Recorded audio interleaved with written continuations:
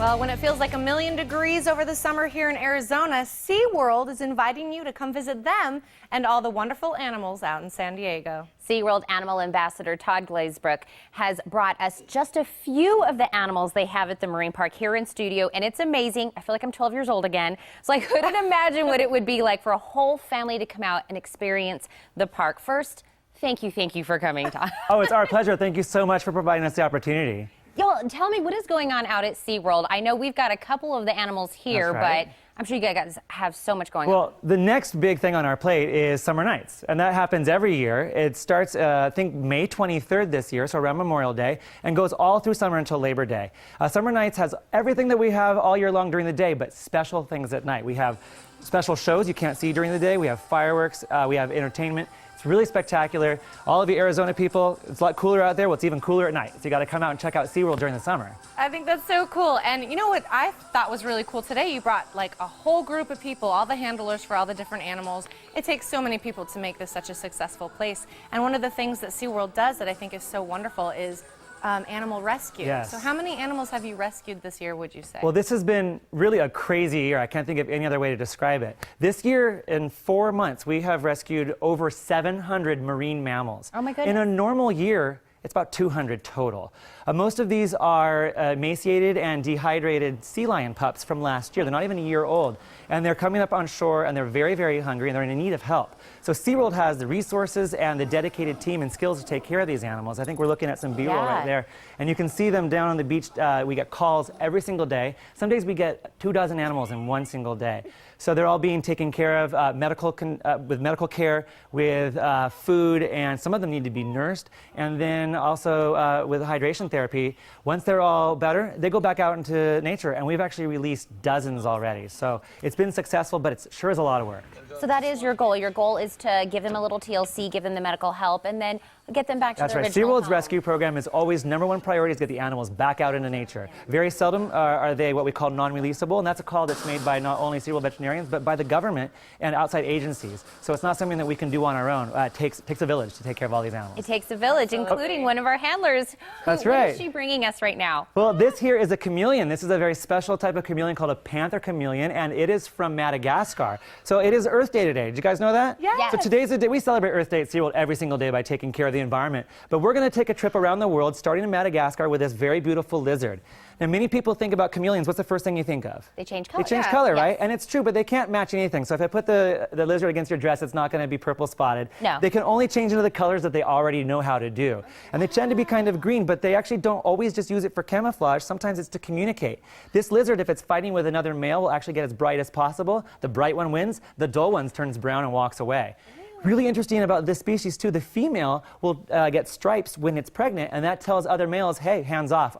I'm already pregnant. Yeah. Oh Isn't that crazy? That is so neat. Thank you so much. It's so interesting. We're going to bring out another animal here that also has a very interesting natural history when it comes to reproduction. Oh, my goodness. Check this out. This is a, what's that? A Kangaroo, right?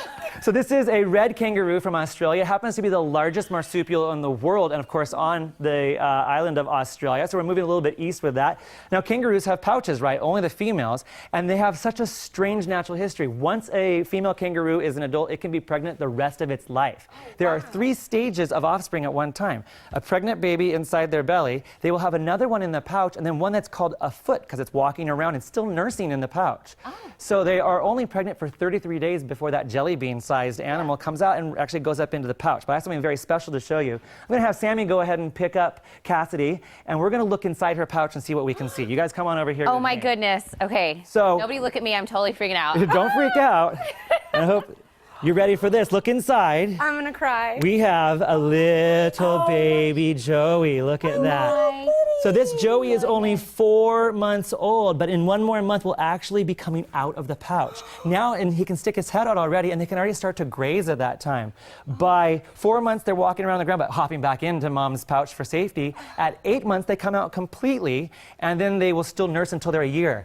At 8 months, when that little baby comes out, that Joey comes out, guess what? She gives birth immediately and gets pregnant the same day. No way. Isn't that amazing? Incredible. So we'll say goodbye to Cassidy. She took off that way. She hopped along. She just ran off in our Check studio this out. somewhere. Here we have a Eurasian eagle owl. So we've moved from Australia up north into the continent of Eurasia. Europe and Asia are connected, and so this animal is found from northern Europe all the way through Eastern Asia, more northern, like Russia and China. This happens to represent the largest species of owl in the world. So she has about a 6-foot wingspan. You can't see it right now, but when those wings are out, she is enormous. Also enormous are those very large eyes. Yes. And she has huge ears too. So I always tell people, they think, well, owls can't be out during the day, but actually she can see better now than she can at night. Really? And can see about as good as a hawk or an eagle, so she might hunt during the day. But they use those eyes so they don't run into trees at night, because they're using their hearing to find their food. They can actually hear a mouse and never see it. And if it's under leaf litter or snow, land and grab it in those talons. Check out those feet. Wow. That's amazing. Hundreds of pounds per square inch of pressure and very sharp talons. It is, and I love the swivel with the head. Yeah, the head can turn 270 degrees. You and I have 7 vertebrae in our neck, so does a giraffe. That's why they don't have a very flexible neck. 19 vertebrae. Oh So my gosh. Twice as many bones? Wow. I'm sorry, 14 vertebrae, excuse me. Twice as many bones. Flamingos have 19. I always use that as an example as well. Oh my gosh. All right, we're going to have the owl go ahead and leave stage and bring on this next really cool animal who's on the ground. I feel like it's like almost like a cartoon character. Well, look at his face. He's very cute. This is an African crested porcupine. So now we've moved from Asia back into Africa. Come on down here. You can actually touch him gently on his crest. These quills cover his whole body, but the quills are smooth. A North American porcupine has a barbed quill, so you don't want to touch a North American porcupine. Okay. And the quills on top of the head feel them. They feel like hair, right? Yeah. Well, actually, every quill on this animal's body is a modified hair. So even the giant ones on the back that are super sharp and very rigid, about the width of a pencil, are a modified hair. They can't shoot them, so nobody here is in danger. Right. He's also a very docile animal.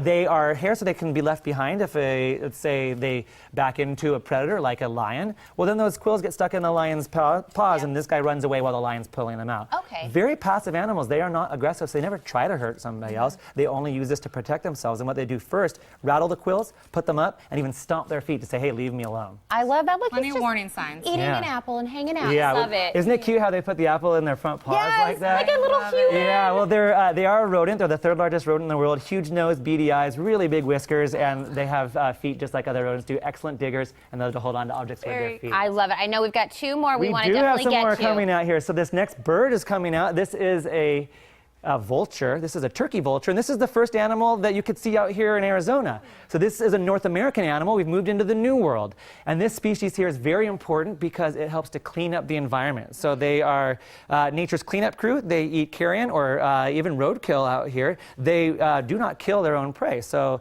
they are something that helps to clean up whatever's been left in the environment. That naked head there allows them to get into that food without actually getting anything icky on their head. And then one of the most interesting things about turkey vultures, they have a really good sense of smell.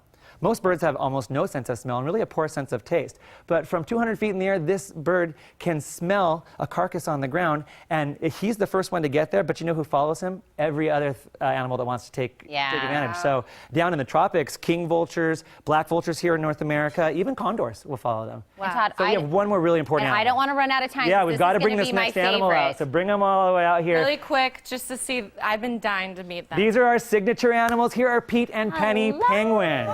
Everybody loves a penguin, right? Now, we are now in South America because you guys probably think of Antarctica, but believe it or not, these penguins are from Chile and Argentina. Really? They are a temperate species of penguin, which is found in a region where the temperature is very similar to what we have in San Diego. Maybe not so warm as what you have here in Phoenix. No. But they can live outdoors as long as you're comfortable. They are too. They like the air conditioning as well, though. So down in South America, they fish in cold water, so they do have to stay warm with this, the feathers over their body. But then they have little pink areas around their face there that allow them to lose heat. It's kind of like wearing short sleeves. Oh my gosh. All penguins are found in the southern hemisphere, and only 2 are found year-round on Antarctica. So you'll find them in South America, South Africa, New Zealand, and Australia. This particular species, South America. I love it. I cannot thank you enough. This has just been the coolest thing. I'm holding a penguin. Yeah, it looks like you're going to take that bird home, huh? Holding a penguin. Well, we want to make sure our viewers know that they are invited to escape the heat this summer and enjoy a cool day in San Diego during Seaworld Summer Nights. For more information, call 800-257-4268 or go online to SeaWorldSanDiego.com.